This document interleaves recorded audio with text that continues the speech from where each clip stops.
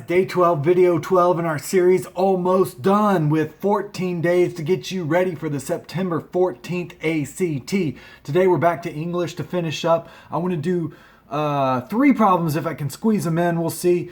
They're all what I call structure. Structure includes run-ons, fragments, and any kind of punctuation. The ACT and SAT both love to test you on your structure.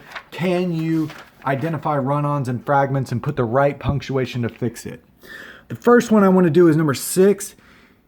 He'd talk to the horse constantly. He'd soothe him in Gula, a Creole language commonly spoken in South Carolina African community Sweat grew up in. Okay, so you see all the words are exactly the same in the answer choices. There's no change. Well, actually there is soothing versus he'd soothe.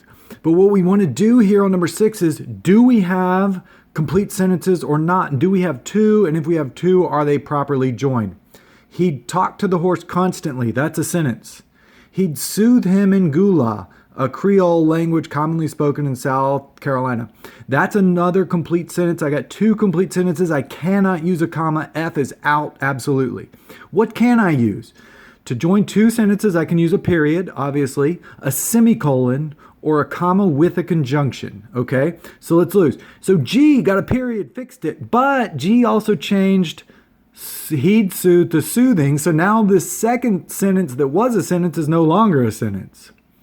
H is also out likewise because a period and a semicolon are the exact same punctuation for the SAT and ACT. There's no difference. They join 2 complete sentences, they don't do anything else. So it's got to be J constantly. So instead of fixing the punctuation, we actually fix the second sentence so that it's not a sentence. Soothing him, soothing him in Gula is not a sentence. So J is the correct answer here. Quickly, 25. This allows scientists to identify the garnet's approximate age and the Earth's conditions when gemstones form. Remember, I just said commas with conjunctions need 2 complete sentences. All right, so I don't want to go with the period because I wouldn't use a period with a conjunction. Same for B. It's exact same answer as A. Periods and semicolons are the same. C looks good, but is it 2 complete sentences? This allows scientists to identify garnet's age. Yes. The Earth's conditions when the gemstones were formed. No. I don't want a comma and a conjunction when it's not 2 complete sentences. So D, no comma, is the correct answer here on 25. All right, 32.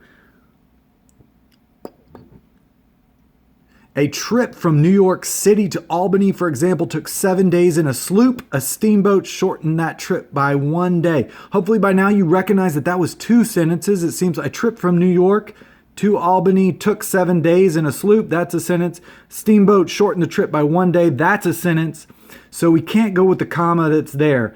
Now we have no periods and no semicolons. So none of these work with just commas or nothing. Oh, actually, H looks like it works. For example, took 7 days in a sloop, semicolon, a steamboat shortened the trip for 1 day. The semicolon H is the correct answer here.